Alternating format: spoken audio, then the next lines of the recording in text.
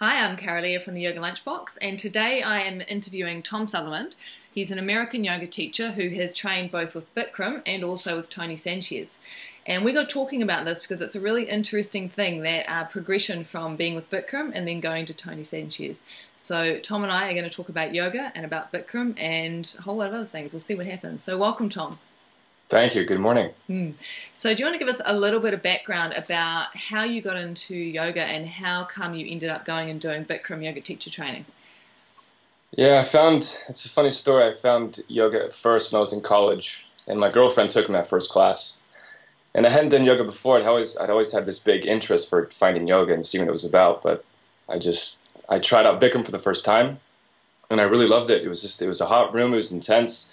There was all these, beautiful women around the room. There's hardly any guys, and I thought I was just in the perfect place. And so I kept practicing just a couple times a week. I was also lifting weights, and I was playing lots of sports, and just slowly just building my practice just every day, and this became a daily practice. And yeah, after a while, I just really got into the groove. I had thoughts about becoming a teacher pretty early on, about 6 months to a year in. But I hadn't really taken that step forward to becoming a teacher until it became necessary, is what I'll say. I graduated uni, I went into finance, and I was just it was a great job. It was very secure, it was well paid, and I felt like I could have a good future in that position, but I just wasn't happy with myself. Internally, I wasn't in the right place. And whereas I learned a lot in this job, and it was probably a good stepping stone to become a teacher, I felt like I needed to do something else to be on my own, to follow this calling that I had for teaching and for this yoga practice, and also traveling the world, which is what I'm doing now. Yeah. So I guess it was a natural thing then. If you'd been practicing Bikram, of course you were going to go and do a Bikram teacher training, right? It seems that way. It's I'd like to see it where you can be serious about your practice without becoming a teacher. But for me, it was like if I want to continue down this path and to really find myself as a person, then I'm going to have to become a teacher at some point. So just to get out of this lifestyle that I was in. So what year did you go and do the Bikram training? That was in spring 2012. 2012. So did you know much about Bikram or what was going on in the Bikram world before you went to training? I had heard stories. I had heard things from other teachers and other owners and other students. I had seen some interviews, and I had seen some videos. And I've read a little bit about what he says in his articles, and I didn't think much of it. I heard that he was this big character, and he was quite the personality, but also heard he was a great teacher, and that at this Bikram training you really find yourself. And so I just, it was less about him as a teacher, it was more about me and pursuing this path as a yoga instructor. So it wasn't so much about bowing down to him, it was really being good to myself. Right. So then what was the training like? Because it's 9 weeks, right? It's super intense. I mean, we've all heard about the Bikram teacher training. What was it like for you?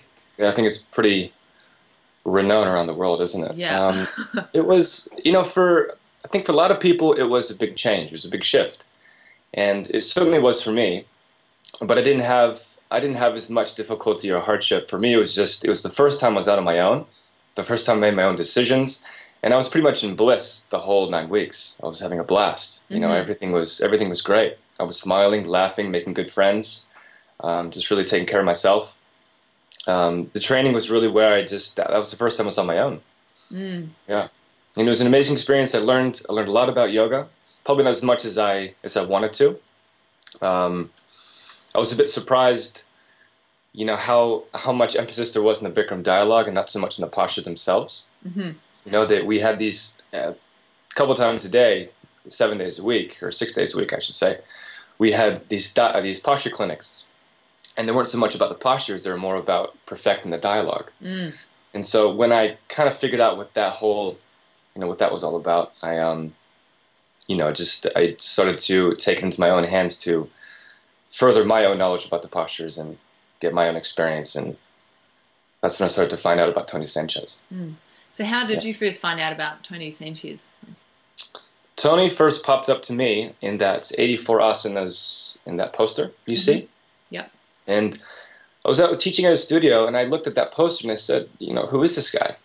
I said to the owner, I said, who is this man? And how come I've never heard about this guy? He said, oh, it's Tony Sanchez.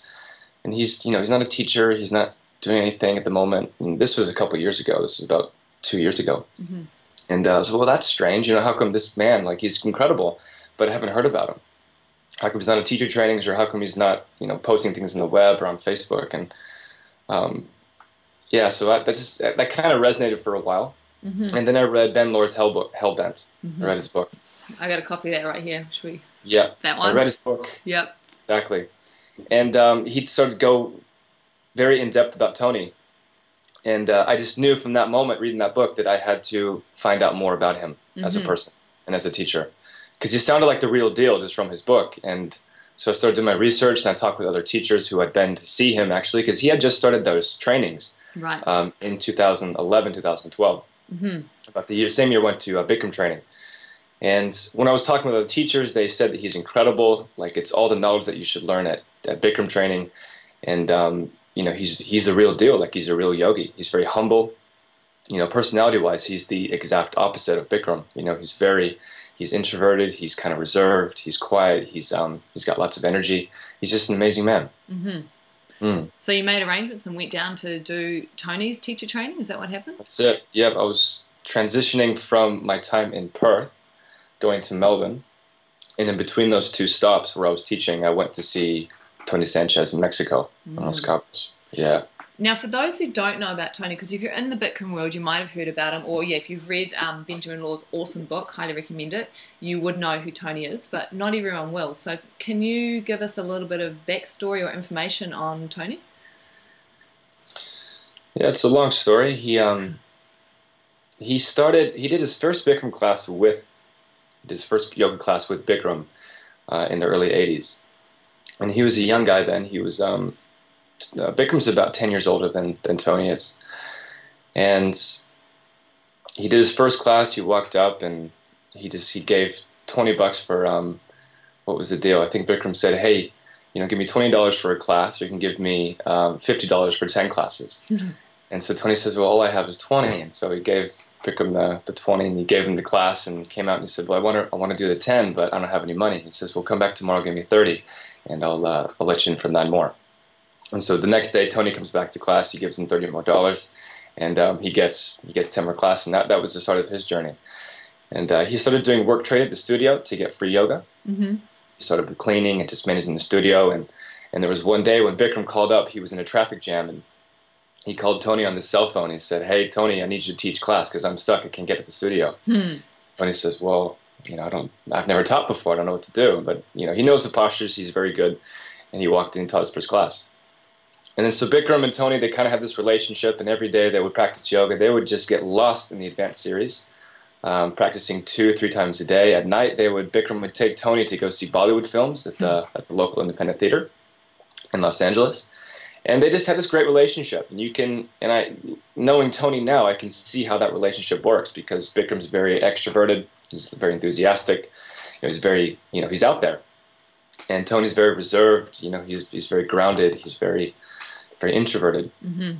And so I think there's just a perfect balance between those two personalities. And they became really good friends. And I think at one point in Los Angeles, that's right, Tony was managing one of Bikram studios. And Tony had just started seeing Sandy, his wife. And a couple years down the road, Tony said, well, I'm not getting any benefits. I'm not getting paid well enough. And I'm managing the studio. Pretty much Bikram's never here. And he went to Bikram and he says, I want to buy your studio. And at that point, that Bikram just got furious, and he, as if he's losing control, and that's when he had this falling out with Tony. So on Tony's birthday, he sends his lawyer to the studio, and he says, Tony, you're fired. You have 1 hour to get out of the studio, and that was it. And so then Tony went on to establish his own studio in San Francisco, and he was doing very well. But then Mary Jarvis popped up, Lynn Whitlow popped up, and all these other studios popped up just within a couple square miles of Tony's studio, and they just, a lot of competition just forced him out of the business. So in 2004, 2005, he took a sabbatical and went down to Los Cabos and just got really into his own practice, and then he came out with the teacher trainings that he's doing now. Because he kind of just disappeared, didn't he? Like, he had all of this going on in San Fran. He'd been doing amazing things and getting interviewed and, you know, all the top magazines. And then it was just like he literally packed up, gone, disappeared. Yeah, he just went underground. Yeah. Went to ground. And hearing the story from Tony, I mean, you can see there's still a little bit of sadness there. Like, it's kind of heartbreaking, you know, that in a way I think he feels betrayed, you know, by Bikram, that he would just cut him out like that and just, you know, send all these teachers and studios in San Francisco just to put him out of business and, you know, make him on his own again, you know. So what was it like then doing this training? So Tony Sanchez had that solid grounding in the Nosh series in Bikram as well. So what was the training like? Because he does the full 84 or more postures, doesn't he? He's definitely added some of his own postures that he likes from other lineages. He's added his own approach. I mean, he's really brought back the fundamentals and the essence of the original teachings from Vishnu Ghosh and from Paramahansa Yogananda. He's really gone back to the fundamentals with a lot of breath work, a lot of alignment, and what I like to, when I tell other teachers about Tony, his biggest thing is about sustainability. And so I think we've seen how the Bikram series today can sometimes be harmful, if not dangerous. And Tony's way is, you know, less heat. It shouldn't be, you know, into the 40s, shouldn't be 42, it shouldn't be 60%, 50% humidity. But you should just tone down the heat, and you should use the postures to generate that internal heat within yourself. And the alignment cues that he's developed from his own experience, from his own practice, are a little bit different from Bikram's. There's a couple examples, like an eagle pose, you know, he really, which is much like the original posture back in the early 80s when Bikram was first teaching in Los Angeles, is to bring the upper body back, is not to sit down all the way and be compact, but to really extend out of the body and open your chest and really squeeze into the legs. Not to just sit all the way down and compress yourself. But, you know, you can see examples from his pictures on the internet just of his locked out knees. And from his own experience, he's learned that you've got to bring the knee a little bit more forward into a microbend to stack the bones, but then you're not pushing back, but you're pushing down against the floor with your foot, and you're lifting up in all the muscles in your leg. You know, so like his own experience, and he can attribute that to his sabbatical, his time underground, you know, not seeing anybody and just working on his own practice. I mean, that was years of exploration, discovery for him. So he can teach this series once again to be sustainable and healthy for people, therapeutic. So what did you actually study with Tony? Like, how long was it, or what were you doing, advanced series, or? I didn't do the advanced sequence. He's now split things up into 3 different groups, and he's going to combine them into 2 different groups. He was, my first week with Tony in Mexico was a continuing education on the 26 postures. Right. And we just talked about, you know, all the issues, and he exposed a lot of the truth about Bikram, and he told us about his story with Bikram and his story into yoga. We talked a lot about the alignment cues that can be dangerous for some people. And it was during that week, is, you know, it was really an opening of the mind. It was really improving flexibility in the head, that we're not trying to fit every practitioner into the Bikram body. Not everybody, it's not going to work for everyone. And there are very few examples for who it does work for. But we're here to provide therapy and to provide health and to get people back into their bodies. And so that was more eye-opening for me, as to how can we approach this series and make it unique for each individual. So that was the first week. We talked a lot about philosophy and how we should teach the poses, and just certain elements to really evolving how we teach the Bikram series. Whether it's toning down the heat and holding postures longer, getting off the dialogue and providing your own experience through your own, you know, in your own teaching, finding your own unique individual voice, removing the podium and having a walk around the room, giving hands-on adjustments. You know, several things like that have helped me become a much better teacher. Much better teacher. Whereas I feel like at Bikram training, you know, we learned the dialogue, which I think, and I still believe to this day, that was probably the best foundation in teaching yoga that a teacher can have. Is if you learn that dialogue, you learn how operational command works, you learn how sequencing works in the poses, And once you have that as a foundation, you can start to implement your own. Mm-hmm. And you can get your own experience behind your teaching. What else do we do? We didn't spend too much time just doing the 26 and 2. We spent a lot of time doing the master's core as well. That was more of an introduction to his master's core training, mm-hmm. which is now he's condensed that week of the 26 continuing education in his master's core 2 weeks. He's now condensed them into one just solid 2-week training. Right. But his master's core is more like an intermediate series into the advanced sequence. Gotcha. It's more an intermediate system. Yeah. So whereas the advanced sequence is really, it's quite advanced. I mean, not many people can do it. And it's really, Bikram's only opened up to teachers, and some studios will allow very few and select students to participate. So the way Tony's teaching, it sounds like it's a really good next level teaching for Bikram teachers who have done the Bikram training, but are wanting more and are wanting to learn how to really teach rather than just deliver dialogue. It's a step forward. It's a way to grow your practice and grow your teaching. So what has it been like for you then? So you were traveling as a Bikram teacher, then you go off and do Tony Sanchez's teaching, which is still using that lineage and those postures, but from a different perspective. Now you're going back into Bikram studios to teach. How was that? Oh, it's been very difficult. At the same time, that difficulty has come with a lot of very good benefits, and I've been very thankful for that experience. I left Tony's training in Mexico, and I went down to Melbourne, which now has 20 Bikram studios, pretty much very strict Bikram studios, and I think they're the most dialogue-driven. I don't want to say hardcore, but probably some of the strictest studios left in the world. We've seen a lot of change happening in the States and in Canada, a lot of change happening over in Europe. I think, and Australia is, I don't want to say behind, but they're still holding on to the system, to the Bikram system, which is fine. It's just part of evolution.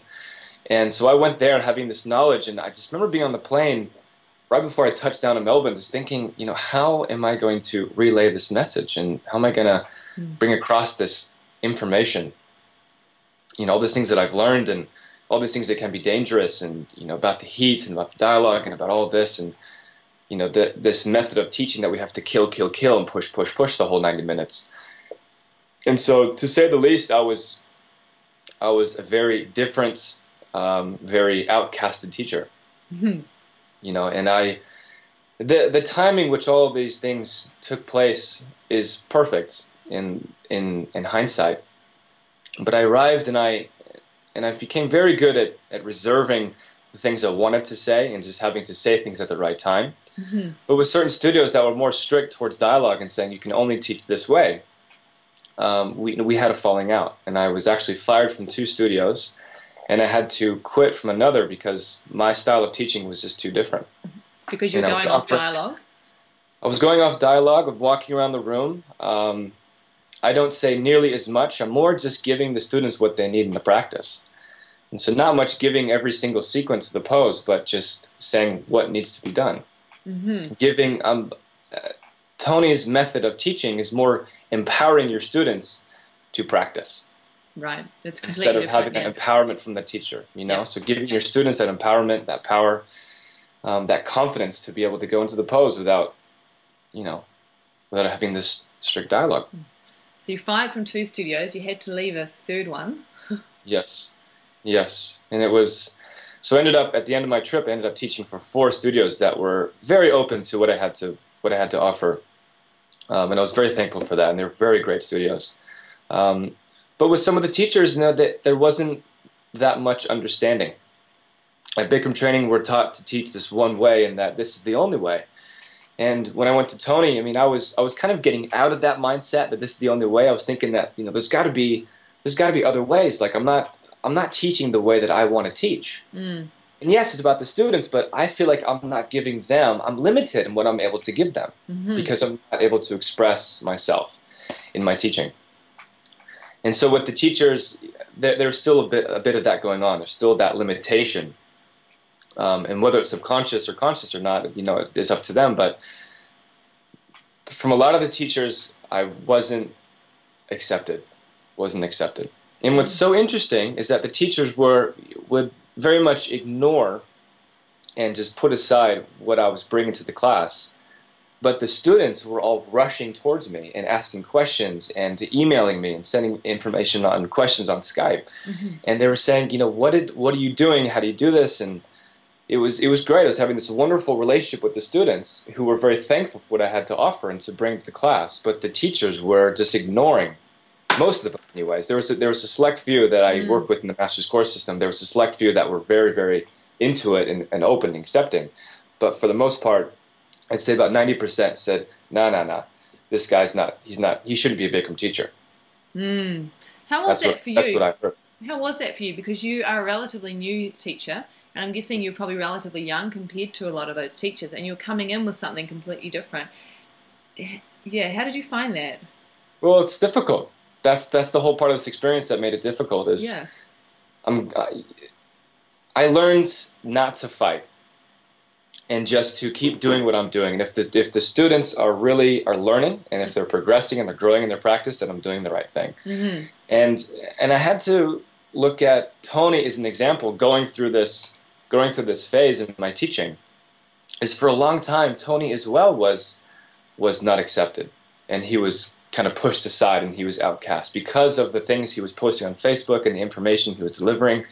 And you know, he wouldn't fight as well, but he would just accept it as other people's issues. You know, so it wasn't anything personal. It was just, it's the way that the Bikram community works. It's a fear of losing control. So I had to be very humble and reserved and just teach my class, teach the way that I was taught, the way that I believe is more effective and efficient. And that was that whole experience. That was 7 months, and it was really great. It was really great. I can look back and say that my time in Melbourne was probably the best for my teaching and for my personal growth. Yeah. So how has the response to your teaching been in New Zealand then? Because you have taught in a few different Bikram studios here. Has it been easier, or is it just? I wouldn't say it's been easier. There's been a couple studios I've taught at where where I've had to adjust the way that I teach. And you can always, when you get into a yoga room and you start teaching, you always have that relationship with your students. And if something doesn't come to your mind, and this is how I teach, if something doesn't come to you, then the students aren't ready to hear it. So if you go into a class with a certain plan or with an idea of an expectation of what you should be teaching, but it doesn't come to you during class, then those students and those teachers aren't ready to hear it. So I've had to take a huge step back since I've come from Tony's training and just really be observant as to what they're ready for and deliver what I can. So in New Zealand, they're much more open. There's a few studios that are not so much. They're still holding on to that Bikram system and that philosophy. But there's been a couple great studios. There's one up in Auckland, there's one in Napier, there's one down here in Wanaka. There's another one in Christchurch that are just really open and willing to change. They realize that the Bikram philosophy and the old way of teaching is not as effective as it used to be. And just like all things in business or in our personal lives, we have to evolve and we have to grow. We have to keep moving forward. And to hold on to this method of teaching for 10, 20 years, you know, it's gonna start to dissolve. And we've seen it happen all over the world. Do you think now that Tony Sanchez is doing teacher trainings, and of course now that, you know, Benjamin's books come out and things are definitely shifting in the Bikram world, do you think that there is going to be an evolution of the Bikram teaching and a lot more teachers? It's certainly happening. It's already happening? I think that evolution is certainly happening, yes. Yeah. It's happening faster in some places more than others.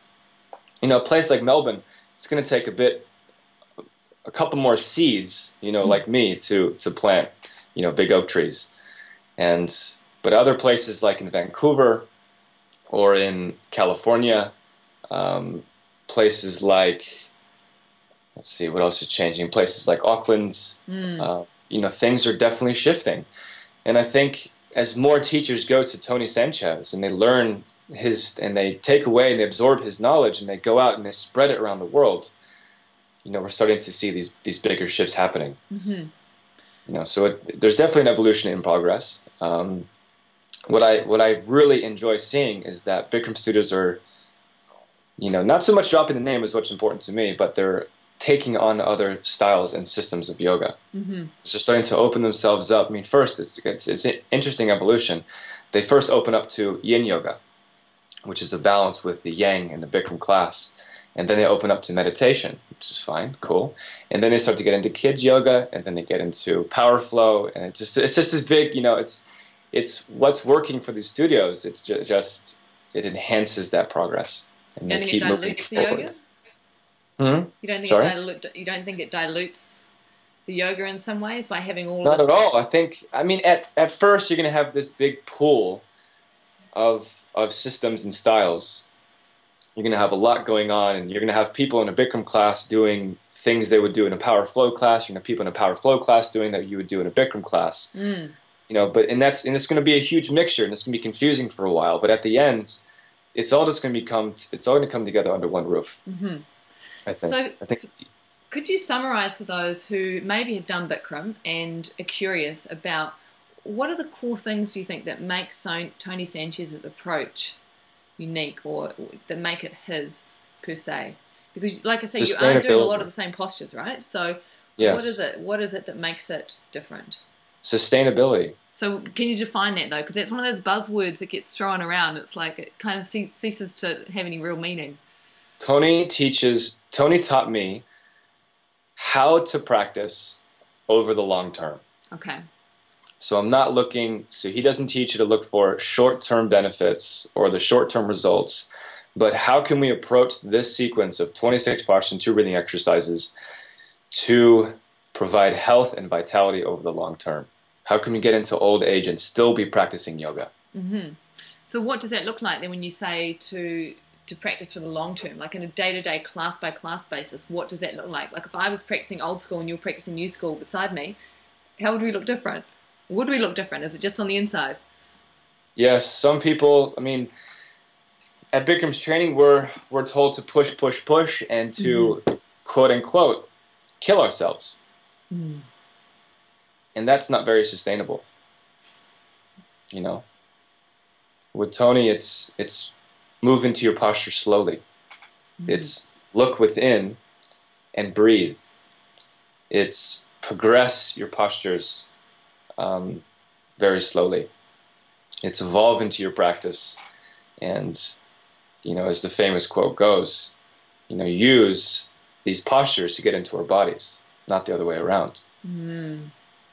Yeah, I see the difference in that. So if you're old school and I'm new school, if you're Bikram, I'm Tony, I'd be moving much, much slower. Mm-hmm. And I'd have a lot more emphasis on my breath, a lot more emphasis on, not so much what's going on in the front mirror, but what's happening within me, within my body. So Tony's system, his philosophy is definitely a more evolved and advanced way of practice. Mm-hmm. It's not always available to the beginner, who oftentimes needs the mirror, which I think is a great tool, who needs the mirror, who needs a little bit more of a heated environment, not excessively hot, but a little bit of a heated environment to access these poses. Needs a little bit of a drive to keep going in the 90 minutes because it is a really long class, and that's probably the biggest complaint of new students is that was too long. Mm-hmm. But as you evolve in your practice and you learn what Tony has to offer, it's another step forward to looking within and identifying yourself. So then for you as a teacher and a practitioner, what's next? Like, are you going to be taking what you've learned from Tony and sort of going around lots of different Bikram studios and spreading the word, or? I'm not sure. It's one of the hardest things to do. And I'm not just a traveling teacher. Like I'm going around to these studios and I'm planting seeds here and there. I'm doing more than just showing up and teaching class and leaving and going out and seeing the sites, but I'm actually getting in with these communities and I'm learning about what their teaching philosophy is, and I'm helping them take that next step forward. And some studios are more open to that than others. Some studios are allowing me to run workshops, which has been great. because I'm able to talk about these things in a more open setting. But I feel, I've been traveling for 18 months, and I think that's slowing down a bit. I think it's coming to, not coming to an end, but I need to be in a place, I need to be in one place for a while, and to be able, and work with a studio and a group of students, and instead of just stirring up the pot in these studios, one at a time around the world, I need to, stir up the pot in one studio and then rearrange things, and then let's evolve from there. So I'm trying to end up in one place for a little bit longer term. And do you think you'll go and do more stuff with Tony over the years? I'm not sure. I've thought about that. At the moment, I really like exploring this breath work in my practice. And so I'm looking into a couple of trainings in Mysore, India, a couple of vinyasa trainings. And I want to learn more about backbending. I want to learn more about the bandhas. I want to learn more about just using your pelvic floor and your abdominals during your back bends. Because I don't think for my practice, I haven't gotten a great explanation of how to do that. And I think I'm at a place in my back bends where I need to start getting a little bit more advanced. So I'm gonna go seek out some more training and some more knowledge from India, from the source, and just to be around that community would be amazing as well. But I have, when I was leaving Tony's training, I said to Tony, I said, hey, if you guys need help, I would love to come work for you. And I think that's still open. He said, yes, get your certification, teach your 30 classes of Master's Core, become a teacher, certified, and then we'll talk. And so I've always been open. I've always had the idea that I can go back and help run trainings with him and share my experience with these Bikram teachers and how to come back to your studios and not just hit wall to wall, but actually start to dissolve those barriers and start to open other teachers up to what Tony has to offer. Yeah. So Awesome. at the moment I'm not quite sure, and it's one of those things where I probably don't need to know at the moment. I'm just enjoying my travels and just trying to be present, really. Good, excellent, cool. Tom, thank you so much for sharing your perspective, because it is somewhat unique. You're the first person I've met who's done the Bikram training and then gone and studied with Tony, so I was really curious to hear what that was like. So thank you for sharing your experience with us. No, thank you, Kara-Leah.